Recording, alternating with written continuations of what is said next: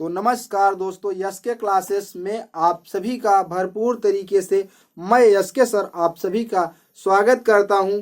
आज आपकी पहली वीडियो जिसमें मैं रीजनिंग की क्लास लेकर के आया हूं। तो देखते हैं आज की रीजनिंग में हम लोग पढ़ने वाले हैं क्यूब या घन के बारे में पढ़ने वाले हैं।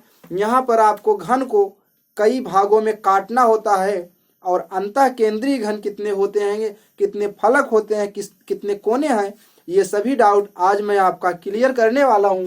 तो देखिए, आज हम देखने वाले हैं घन के बारे में, जिसमें सबसे पहले मैं आपको बता दूं कि किसी घन में 6 सतहें होती हैं। क्या होती हैं? सतहें या फलक होते हैं। सतहें या फलक होते हैं। और अगर मैं दूसरा आपको बताऊं तो आपको 8 कोने होते हैं। कितना? 8 कोने होते हैं। 8 कोने होते हैं, या जिसे हम लोग शीर्ष भी कहते हैं। क्या कहते हैं? शीर्ष भी होते हैं। और मैं अगर कहूं तीसरी बात, तो इसमें 12 कोर होती हैं। 12 कोर होती हैं। क्या होती हैं? 12 कोर होती हैं। तो आइए देखते हैं कि और इसके बारे में गहराई से। वैसे घन क्या होता है? घन होता है, ये आपको मैं दिखा दूं, क्यूब घन। इस तरह का जो आकृति होती है उसे घन कहते हैं। घन का मतलब है कि जिसकी लंबाई, ऊंचाई और चौड़ाई तीनों बराबर हो, उसे घन कहते हैं। तो यही घन के बारे में हम लोग आज जानने वाले हैं। इसको कैसे काटेंगे, इसके अंदर से कितनी निकलेंगी, काटने के बाद कितने छोटे छोटे घन क्यूब निकलेंगे, यही आपको आज पढ़ना है। तो आइए देखते हैं आगे हम लोग क्या पढ़ने वाले हैं। शीर्ष घन। शीर्ष घन क्या होता है दोस्तों?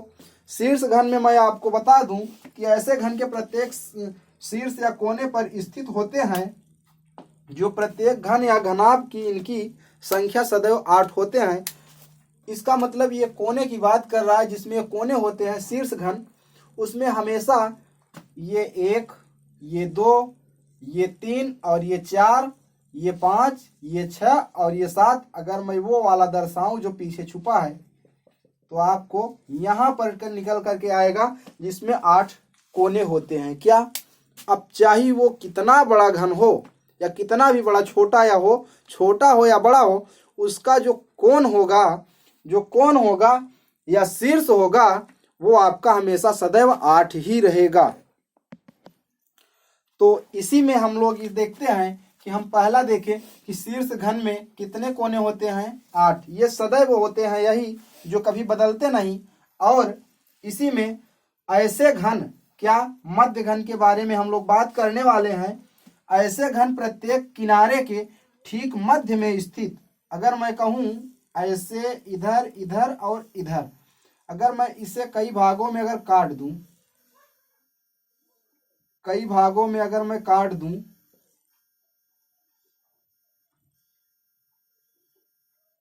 तो यहां पर अब ये जो निकल करके आ रहा है,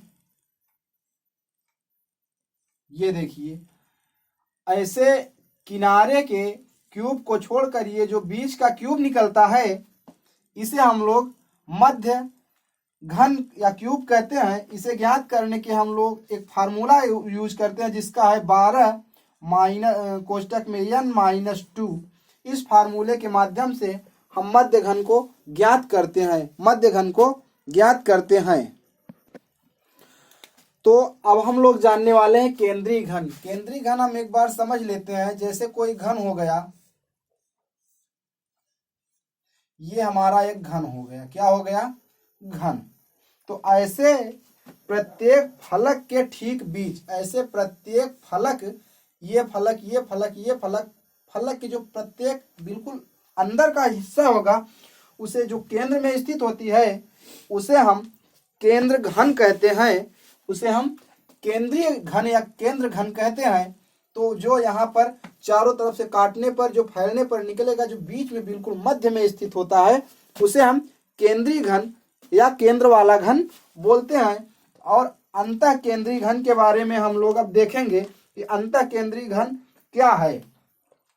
जो अंतः केंद्रीय घन होता है, देखिए दोस्तों, इसमें और इसमें कोई खास अंतर नहीं होता। ये केंद्रीय घन होता है जो बीच में स्थित होता है, और जो अंतः केंद्रीय घन होता है, जो बिल्कुल मध्य में स्थित होता है, उसे हम अंतः केंद्रीय घन कहते हैं। और ये वाला, सॉरी मैं आपको पहले ये बता दूं कि ये वाला ज्ञात करने के लिए एक फार्मूला होता है जिसमें 6 गुना में n-2 का होल स्क्वायर होता है। यह फार्मूला होता है अंतः केंद्रीय को ज्ञात करने के लिए, सॉरी केंद्रीय घन को ज्ञात करने के लिए ये वाला फार्मूला होता है। और अंतः केंद्रीय को ज्ञात करने के लिए आप सभी के पास n-2 का होल क्यूब, ये वाले फार्मूले से हम लोग अंतः केंद्रीय घन को ज्ञात करेंगे। किसको? अंतः केंद्रीय घन को। तो आइए हम लोग आगे देखते हैं। तो हमारे पास एक सवाल है और इसी पर एक मैं फार्मूला और आपको बताने वाला हूं कि 15 सेमी भुजा वाले एक घन है। जो 15 सेमी का एक घन है वो 3 सेमी भुजा वाले छोटे छोटे घनों में विभाजित किए जाते हैं। कितने? 3 सेमी भुजा वाले छोटे छोटे घन में विभाजित किए जाते हैं। तो इस प्रकार कितने घन प्राप्त किए जा सकते हैं? तो इस प्रकार कितने घन प्राप्त किए जा सकते हैं? आपको यहाँ पर ये बनाने की कोई ज़रूरत नहीं है, ये बनाने की कोई भी ज़रूरत नहीं है। आपको ये फार्मूला अगर याद है तो आप सॉल्व कर सकते हैं। इसका फार्मूला होता है कि n क्यूब, मतलब कोई बड़ा घन है, अगर कोई छोटा घन में उसे परिवर्तित किया जाता है तो उसका फार्मूला होता है n क्यूब। अब n क्यूब तो होता है, मगर n क्या है? अब आप लोग ये जानिए, n का मतलब होता है बड़े घन की भुजा बटे में छोटे घन की भुजा, बड़े घन की भुजा बटे छोटे घन की भुजा। तो देखते हैं बड़ा घन इसमें क्या है? 15 सेमी। क्या है? 15 सेमी। और बटे में छोटा घन कितना है? 3 सेमी। अगर मैं इसे कहूं 3 पंचे 15, तो यहाँ पर ये हमारा n निकल करके आता है। और n का क्यूब हमारा फार्मूला होता है। तो n का क्यूब मतलब होता है n 5 गुना में 5 गुना में 5 पचहम 25, अर्थात 25 गुना में 5 या 25 पंजे 125। तो यहाँ पर हमारा पूरा कितने छोटे छोटे घन प्राप्त किए जाएंगे? तो यहाँ पर 125 घन प्राप्त किए जाएंगे। तो उम्मीद है कि आपको यह क्वेश्चन आसानी से समझ में आया होगा। तो देखते हैं हम दूसरे क्वेश्चन की ओर बढ़ते हैं। क्या है वो क्वेश्चन? तो दोस्तों आप सभी के सामने मैं एक क्वेश्चन लेकर के आया हूं जिसके एक क्वेश्चन में 5 क्वेश्चन पूछे गए हैं। देखते हैं वो प्रश्न क्या है कि 12 सेमी भुजा वाले किसी घन को 3 सेमी भुजा वाले छोटे घन में विभाजित किया जाता है। तो पहला सवाल है कुल छोटे घनों की संख्या। अभी मैंने बताया था इसके जस्ट पहले कि कौन सा सूत्र लगेगा? n square. तो n निकालने के लिए हम लोग बड़े भुजा की माप और बटे में छोटे भुजा की माप का प्रयोग करते थे। तो यहाँ पर बड़ा भुजा क्या है? 12 है। n बराबर निकालने के लिए और छोटा भुजा क्या है? 3 है। तो यहाँ पर निकल कर आएगा 3 चौक 12। n बराबर अगर 4 आया तो यहाँ पर आपका 4 क्यूब हो जाएगा। 4 क्यूब का मतलब होता है 4 गुना में 4 गुना में 4। मैं सीधे कहूं तो 4 चौक 16 चौका 64। यहाँ पर कितने घन आपको मिलने वाले हैं? तो वो आपको मिलने वाले हैं 64 घन। प्रश्न नंबर 1 में। दूसरे में आपको पूछा गया है शीर्ष घनों की संख्या। दोस्तों आपको याद होगा कि जब भी कोई घन क्यूब बनता है उसमें आपको ये 8 कोने मिलते हैं। 3 4 5 6 7 और जो यहां से निकल करके आया था जो नहीं दिख रहा है वो 8। तो यही शीर्ष घनों की संख्या सदैव 8 होती है। इसे आपको रट करके याद करके रखना है क्योंकि जितने कोने होंगे उसी कोने को शीर्ष घन कहा जाता है। और हमारा तीसरा है मध्य घनों की संख्या। तो मध्य घनों की संख्या का मैंने फार्मूला आपको बताया था कि 12 कोष्टक में n-2। तो यहाँ पर 12 कोष्टक में n-2। तो यहाँ पर मैं आपको बता दूं कि मिलने वाला है 12 गुना में n-2 अर्थात 4 - 2 बराबर 2। तो गुना में अब हमारा सीधा क्या आने वाला है, 12 दूना 24। तो आपको 24 घन यहाँ पर प्राप्त होने वाले हैं। मध्य घनों की संख्या 24 होगी और केंद्रीय घनों की संख्या मैंने आपको फार्मूला बताया था 6 गुना में n-2 का होल स्क्वायर। ये आपके मध्य घनों केंद्रीय घनों की संख्या है। तो इसे निकालने के लिए हम लोग 6 गुना में n-2 का होल स्क्वायर अर्थात 4 - 2 तो आएगा 2।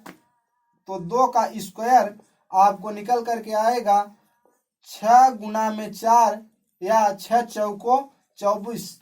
तो इसका भी केंद्रीय घनों की संख्या भी 24 आप सभी को निकल करके आती है। और रहा लास्ट वाला सवाल आपका 5 नंबर का, जिसमें आपको पूछा गया है कि अंतः केंद्रीय घनों की संख्या क्या होगी। तो अंतः केंद्रीय घनों की संख्या होती है n-2 का होल क्यूब।